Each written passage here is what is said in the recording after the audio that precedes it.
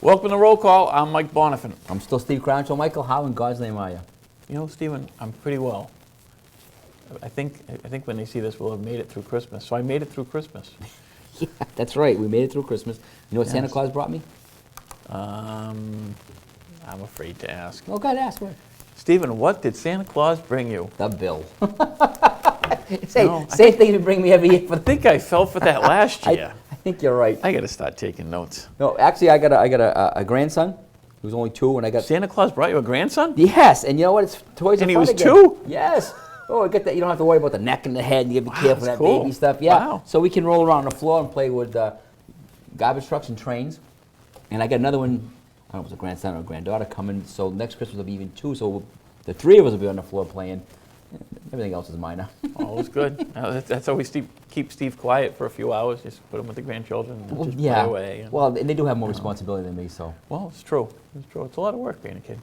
That was my best shopping for the grandchildren. My gosh, yeah. That was the easiest. Everyone else is kind of we get them. We went for the grandchildren. It was like boom in the store.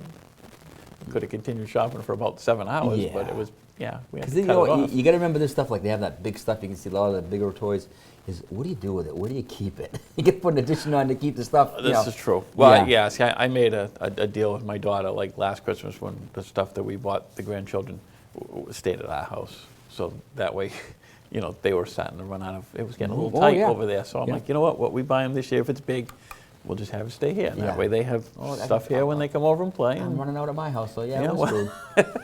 I don't have any extra room for you, so just saying. You can rent out a part of your house for a garage or something, storage tent. You know, But yeah, I know it's Kid area. hectic and all that stuff, but it's good. it is. It's a lot of work, though. Shopping's a lot of work. Yeah, It is. you're a pot woman. My wife does all the shopping. This is the deal we have. Oh, no, I make see, the extra no, money. we don't she have buys that the stuff. deal. It's easy. No, I do the shopping as well. Would you wear So, anything that I bought you? In all honesty, I won a couple of Harley shirts you've gotten me. that's about it. I can't say I haven't, so yeah. That's.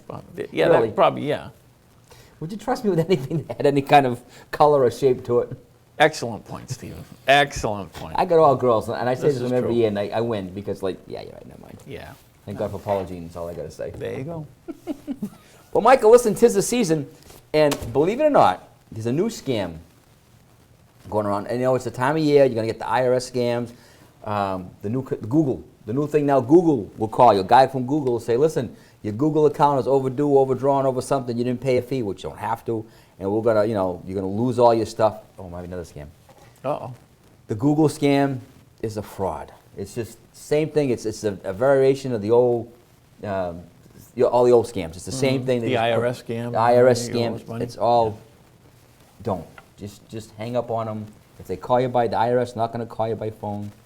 Actually, there's 2 scams I want to tell you about. This one I just heard. You know how they can hold your computer hostage? You know that some of these Russian hackers can. yeah. They can now do it to your cell phone. Excellent. So my point is, if you get an email or a text that you do not recognize where it comes from, delete it. I don't know the guy personally. I got this story third party, but a guy and his daughter, they're on the same account. Their phones got hacked. They got the thing coming up that says, hey, if you don't pay us $500, we're going to not blow up your phone physically, but internally computerize, And sure enough, they did. They brought it back to the store. Even they couldn't unlock it. So so it can happen. And it's happened to him. Was it Salem Police Department? Or? Happened to the Dayton Police Department. They tried to do ours, but thank God our computer guy was smart enough and blocked it and blah, blah, blah. But it happened. So I cannot stress it enough. Text, anything you don't recognize, delete it. Don't open it. Because that's how they figured this came in. Some kind of virus was planted when they got an email. And the virus was planted there. And so now what happens, you lose all the stuff that's on your phone, but I guess you could back that up to the cloud, which is not as bad. But the killer is now you have to buy a new phone. That's mean. Yes. And that's what happened to these folks. They had to buy 2 phones. So if you don't recognize it, delete it. If it's that important, they'll call you back, send you another. And the other scam, this is crazy too, is this is on, especially the elderly people. This happened in Taunton. Excuse me. Guy comes, we've had a pretty mild fall. Guy walks by and he sees the lady outside and he says to her, hey, I shingled your roof. Elderly woman. She goes, oh, is that you, Johnny? He goes, yeah. He says, but I noticed a couple of shingles are lifted. I feel bad. That's a little shoddy work on my side, so I want to give you back. So they go. She lets him in the house. Lee doesn't recognize him. Was not the guy that did a roof. He took out a $100 bill. Allegedly, it was a $100 bill. Could have been a $1 bill, but it was crumpled. And he said he wanted to give her $50 back. But did you have change for the 100? Do you have 50? At that point, to the woman's credit, she goes, you know what? Let me call my son or my daughter. Let me call my... And as soon as he heard that, the guy beat feet. Nothing was taken, and she didn't lose any money. But please, do not let a stranger in your house. Don't, if you don't call them, don't. The door-to-door salesman, them days are pretty much gone.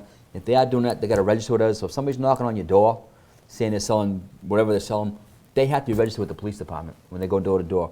I don't care if it's books, whatever. Call the station. Call their bluff. Don't let them in, because Absolutely. 'tis the season. Oh, it is. It is. We've had an uptick in car breaks as far as people going in through cars. They're looking for the unlocked doors and going in. There's a couple stories involving those tonight, and a couple store break-ins. So, yeah, it always seems to be this time of year, right around the holidays. We get a little, more busier as far as breaks and stuff like that. But We haven't been too bad with packages being stolen, right, this year? Knock on wood. not that I know of. Yeah, So, yeah. but yeah, that has been a really big thing. Been a couple big arrests. They grabbed a lady up on the North Shore. She was making a killing in 3 different communities, going around stealing packages. And her justification was, well, when people get a package, it's insured, so it's not them that's out the money, it's the company. But when they did a search warrant on her house, I want to say it was Hingham up that way, they took like $5,000 worth of merchandise out of her house that she had gone around and had taken. We pay for that in the long run because insurance goes up. Absolutely. Nothing's free. No, Nothing's free. so. Or it costs you more because of liability insurance or whatever. Yeah, Nothing's free. yeah, it's been a few. It's all built into the price, trust me. So, Yeah, and that's not free. No. Did I mention that before? you might have. I- Yeah. Right. Shall I get to the stories? Go ahead, Mike. All right. You're much better at it than I am. Well, I don't know about that. All right, this first report is from December 21st, a report by Larry McCauley. Him and several other officers were dispatched to Aligi Avenue by Hart Street for a report of a suspicious person going through yards.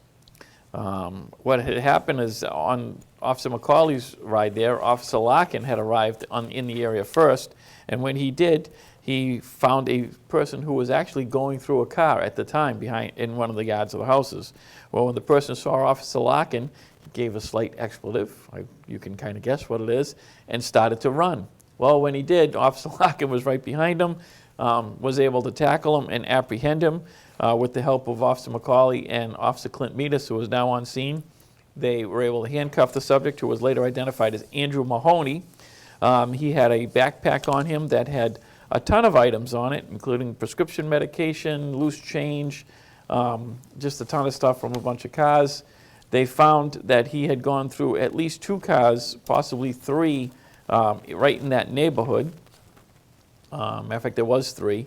And they were able to identify that those items belonged in those cars. So Mr. Mahoney was taken into custody. He was transported to the station where he is charged with B&E into a vehicle in the nighttime for a felony, larceny under $250, resisting arrest, and possession of a Class A drug. Yes, he did have some oxycodones on him.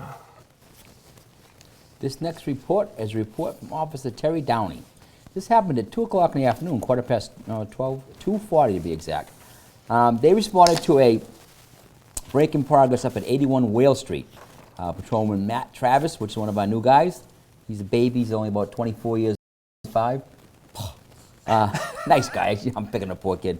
Army vet, did a couple tours. By no means a kid, but Yeah, kid to us. yeah. Yeah. The caller stated that a heavy-set male wearing a Patriots football jacket was breaking into the house at 81 Whale Street. Upon their arrival, they observed a heavy-set male wearing a dark stocking cap and a Patriots football jacket walking westbound on Whale Street towards the rear of Gurley's Variety. 81 Whale Street. It's 20 yards from 81 Whale Street. Officer Travis detained the male, later identified as the Cesar Borges, in the Gurley's parking lot. They patted him down for safety and turned up a screwdriver and a pair of firm grip gloves, which were water wet. During the conversation, Travis and Joe Marks went to 81 Whale Street, where they observed fresh pry marks on the side door would appear to be an attempt to gain entry using a screwdriver. There's also, this is the sad part, there was also water pouring from the house into the yard, down the driveway, and into the street. Sergeant Marks asked Borges if he had broken the house, and to his credit, Caesar Borges said yes. He said he had stolen goods inside and they were in the pocket of his coat. He said he tried to get into the door but failed, and instead broke the rear window. In the process of climbing through the window, he stepped on the kitchen faucet and broke it. Now water squirting all over the kitchen. He ended up having about $350 worth of jewelry on him that would take. But I remember this call. They had to call FEMA, Taunton Area Management, Emergency Management, to get water pumps in there because I guess there was water into the basement. Water ran. So the $300 and the broken window are nothing compared to the other damage that by breaking that pipe and letting that water run for a half hour, 20 minutes, we can shut it off. So Mr. Borges was charged with B&E daytime felony, possession of burglarious instruments, malicious destruction of property over, and larceny over. You know what? It's a shame they can't be a charge because that's probably thousands and thousands of dollars of damage. You know, they have to have companies come in and dry that out and to do it properly and stuff. That's just... Yep. Yeah. I know. Yeah, a ton of money. But It's wonderful. All right, this next report is from December 21st again, happened at about 21:52, so like 9:52 in the evening. So imagine this, folks. You're a guy and you're going to go out for the evening with your girlfriend, so you take her car.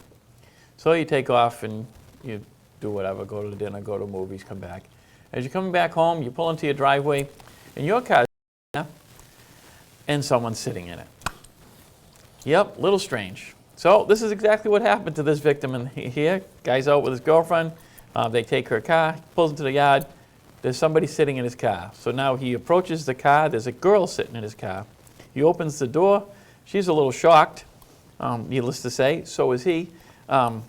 She is later identified as Summer Ortega Custis. She says that her newly acquired friend Carlos told her to come to that address and wait in the car for him. But I'm pretty sure Carlos didn't tell her to take the GPS and some items from the car, which were found in her backpack. When the gentleman told her to get out of the car and to wait here for the police because his girlfriend called the police, she did wait, but he looked at her backpack and his GPS from his car was sitting in the backpack. So she had no real explanation for that. Officer Roy and Jeremy DeRoja placed her under arrest, and Miss Ortega Custis is charged with being in the nighttime with intent to commit a felony, and the felony would be to steal a GPS. this is a lot of daytime stuff, but this one might be. A lot of daytime. Yeah, but I did notice we got some bad words, so I have to be careful. Got to go easy, Steve. Yeah, I always I try to highlight those for you, but Yeah, unfortunately it's the same help. highlighter as all the important stuff. Yeah, that goes in. yeah, I'll be right. I'm just here to help. Yeah, my mother's going to be So, mad at me, let me tell you. You know.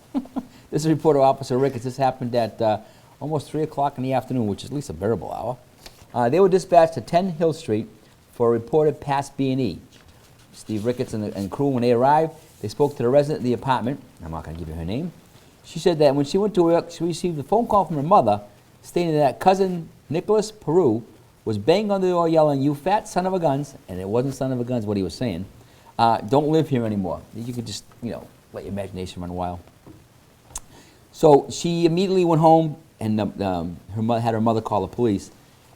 So the mother said she heard someone yelling and banging loudly. She looked out the kitchen window and saw Nicholas. Ms. Burden stated that Nicholas did not live at the residence and was not welcome there from past problems they had with him. That he struck the window with his fist and the window shattered. After the window broke and caused all this commotion, Nicholas beats feet. So Officer Collins and Officer Ryan Fitzgerald, which is another new guy from East Taunton, we won't hold that against him. Slightly tall fella. He's a tall drink of water. I'll give you that. Yes, he is. Another nice guy, Army fella. He's in just got out of the academy, got that 10-week field training. Officer training baloney stuff. With Officer Collins knows this guy from past incidents, so they drive around Broadway, and sure enough, don't they find him? So they grab him, put him in custody, and he was taken and charged with malicious destruction of property over, malicious account, and disturbing the peace, 1 count. So again, I'm not sure why he went there, what was his reason for going there. He wasn't welcome there before he banged and broke the window. I don't think he's going to be welcome there now that he's banged and smashed the window. You don't think so? You don't think Again, I'm maybe not- Christmas dinner there? Probably not on the invite list? Probably not. Again, I'm just Tough break. throwing it out there. Well, it I'm happens. taking a guess. Okay. All right, next report. From December 14th, which was a Wednesday, this is a report Detective Sergeant Matt Squatto. Him and the Street Crimes Unit, as well as one of our regular officers, Brian Dunham, they were set up to serve a search warrant that they had acquired a couple days before for a subject from First Street. So they started surveillance, and as they did, they saw the subject they were looking to grab, who was Shaquille Joseph, in his vehicle. They followed him on Ware Street to Plain to Hart to County, and then into the parking lot of Home Depot, where he met up with another subject who was later identified as Christopher Bennett. The two went, and they then drove to Mr. Bennett got into Mr. Joseph's car. They drove to the far end of the parking lot where there was no other traffic or foot traffic. At that point, the officers approached them. The sergeant immediately observed the passenger had an amount of cash in his hand, later determined to be $30. They escorted both subjects from the vehicle, placed them in handcuffs. They were advised that they had a search warrant for him and his vehicle, as well as his apartment. A search of Mr. Joseph at the time revealed in his breast pocket of his coat a baggie of what the officer appeared to be heroin or fentanyl. It was later determined to be 4.2 grams. Additionally located in another coat was a large sum of cash. Both subjects were then taken into custody. They were brought to the station. They went then to 3 First Street to execute the search warrant. There were several items found during the execution of the search warrant. One of the strangest items was something that they call shatter, which is this, it's like a hard candy marijuana derivative. They use marijuana to make it. It was a rather large chunk of this. They brought it into evidence, and we will send it out to the lab to have it tested. But it was one of the first times we had been actually exposed to this type of drug. So I think it was the first time the detective sergeant had seen it. So we're still not exactly sure what it's in it, but it will be analyzed at the lab to see. But even if it's marijuana and the law has changed, it was over the amount. It was, it was the weight. a heavy chunk of hard saw it. candy, It was- whatever it is yeah. there, yeah. So they actually brought this car back to the station, and we didn't have a canine available that day, but there's quite a group of canines around us. So they were able to call over to Seekonk, and Seekonk officer Adam LeBrade came over with his canine partner Kilo. They searched the vehicle. He hit on the trunk. When they opened the trunk, they found a bunch of stuff in there, including 6 baggies of crack cocaine, another baggie containing pills, and another baggie that was later determined to be, they think, fentanyl. All of this stuff will be sent out to the lab. So Christopher Bennett was charged with knowingly being present where heroin is kept and conspiracy to violate the Controlled Substance Act.